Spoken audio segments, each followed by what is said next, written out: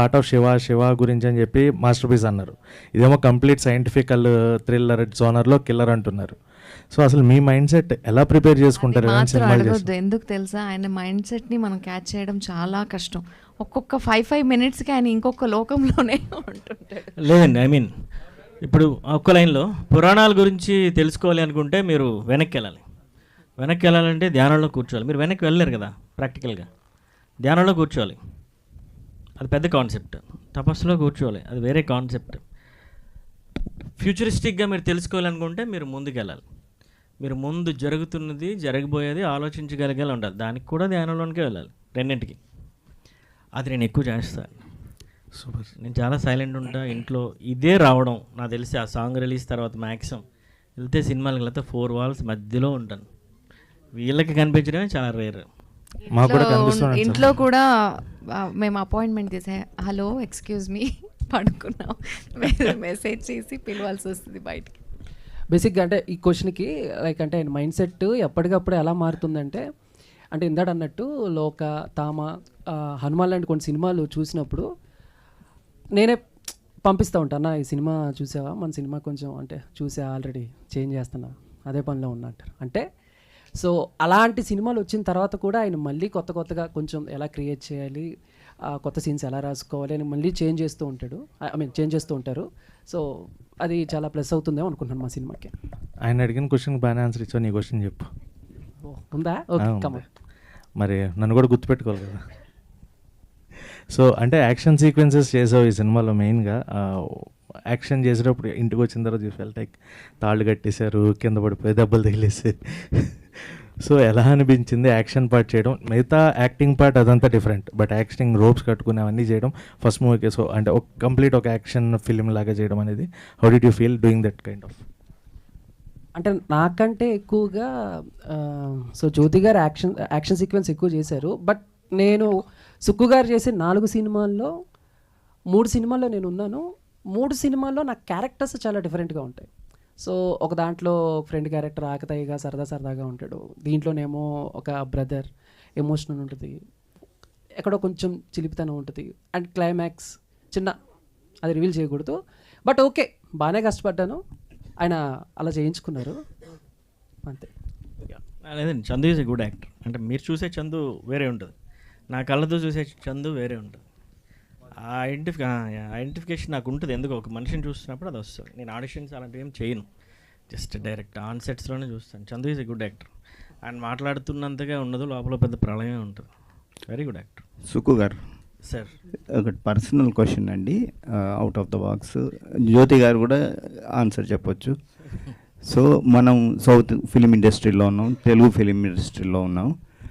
మన ఇండస్ట్రీ గురించి తాప్సీ పన్ను రీసెంట్గా ఒక మీడియా ఇంటర్వ్యూలో ఫిలిం మేకర్స్కి, ఎస్పెషల్లీ సౌత్ ఫిలిం మేకర్స్కి నావెల్ అబ్సెషన్ ఎక్కువ ఉంటుంది, ప్యాడెడ్ బ్రాస్ పెట్టుకోమని చాలా ప్రెజరైజ్ చేస్తుంటారు, నన్ను చాలా విసిగించారు సౌత్ ఫిల్మ్ మేకర్స్ అని కామెంట్ చేశారు.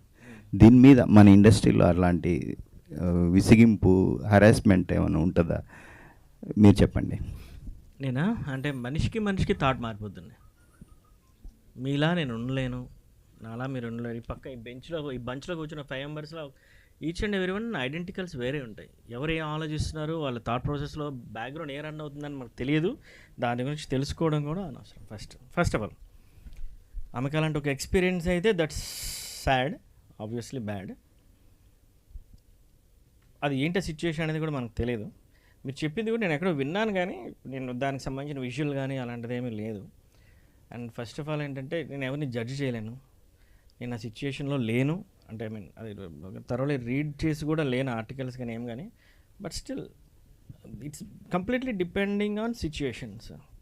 ఇప్పుడు మన ఇంట్లో మన వైఫ్తోనో పిల్లలతోనో వీళ్ళెవరితోనో గొడవ పడుతున్నాం అంటే అది సిచ్యుయేషన్. నెక్స్ట్ రోజు సంక్రాంతి పండుగ ఉందంటే అందరూ కొత్త బట్టలు కట్టుకొని మళ్ళీ బయటకు వస్తారు. మళ్ళీ మళ్ళీ అంతా జాయ్ఫుల్గా ఎనర్జీస్ ఎప్పటికప్పుడు మారిపోతూ ఉంటాయండి మనుషులు. ఈ రూమ్లో ఇప్పుడు ఫిల్ అయిన ఎనర్జీ ఒకటి ఉంది కదా, మనం ఎలా బయటికి వెళ్ళి వేరే వాళ్ళు వచ్చి వేరే అవార్డ్ ఫంక్షన్ జరుగుతుంది, ఇక్కడ ఇంకొక ఎనర్జీ ఉంటుంది. సో ఆమె ఆ రోజు లేకపోతే ఆ ఫిల్మ్ మేకర్స్ ఎవరో ఎటువంటి ఎనర్జీస్తో మనం మూవ్ అవుతున్నాం అనేది ఇంపార్టెంట్. ఒక సిచ్యువేషన్ని పాజిటివ్ ఆస్పెక్ట్లో చూడాలి, పాజిటివ్ మైండ్తో అది మనకి కొడుతున్నా సరే, హార్డ్ హిట్టింగ్ ఇస్తున్నా సరే. ఎందుకంటే తాప్సీ పన్ను తెలుగులోనే ఇంట్రొడ్యూస్ చేయాలి, రాఘవేంద్రరావు చేతుల మీదుగా ఇండస్ట్రీలోకి వచ్చేది. ఆయన మీదే గతంలో కూడా కమెంట్స్ చేశారు, అది పెద్ద ఇష్యూ అయింది. మళ్ళీ రెండోసారి సౌత్ ముఖ్యంగా తెలుగు వాళ్ళను ఫిల్మ్ మేకర్స్ని టార్గెట్ చేశారు. నీకు నచ్చకపోతే చేయకుండా ఉండొచ్చు. You can always reject. Yes, that's what. No one will stop, no one will kill you. So that I been, అంటే అప్పట్లో కూడా చాలా చెప్పేవాళ్ళు, అంటే ఇండస్ట్రీలో ఉంటే ఆఫర్ కావాలంటే అది చేయాలి, ఇది చేయాలి. సార్ నేను 15 years నుంచి ఉన్నాను ఇండస్ట్రీలో. I have done in Telugu, I have done in Kannada, Tamil. But నాకు ఎక్కడ అలాంటి సిచ్యువేషన్ రాలేదు. ఎక్కడ నన్ను ఇబ్బంది పెట్టే, అంటే డేట్కి ఆర్ ఇలా టైమింగ్స్కి నేను గొడవ పడ్డాను తప్ప నాకు ఎప్పుడు పర్సనల్ హరాస్మెంట్ లాగా నాకు ఎక్కడ జరగలేదు. Maybe I'm blessed, I don't know, maybe అదర్స్కి. That's completely your choice.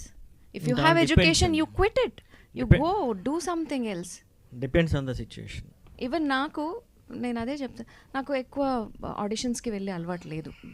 By God's grace from the beginning, the day I started my career, ఒక డేకి నేను 3 కాల్ షీట్స్ ఇచ్చేదాన్ని సీరియల్స్లో కూడా. అండ్ సినిమా వచ్చినప్పుడు నేను చేయలేదు, అండ్ నాకు డేట్స్ మ్యాచ్ అయ్యేది కాదు. And I didn't had that much of thoughts. నాకు తెలీదు ఎలా తీసుకోవాలి, because I was very young.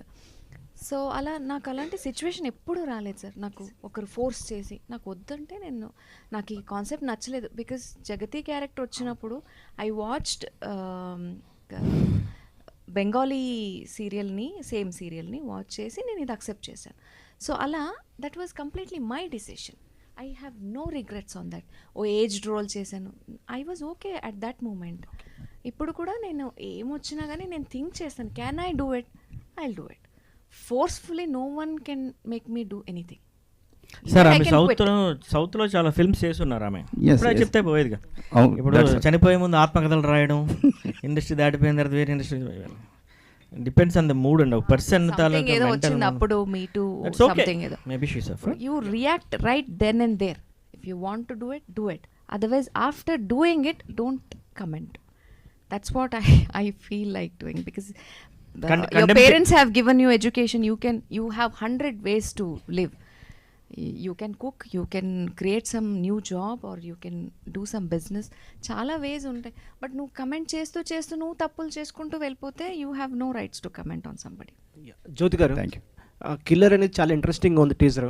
So okay, character driven స్టోరీలో ఉంది. సో ఒక మీ క్యారెక్టర్కి, ఒక ఎమోషన్కి, వైలెన్స్కి ఎలా బ్యాలెన్స్ ఎలా చేస్తారు?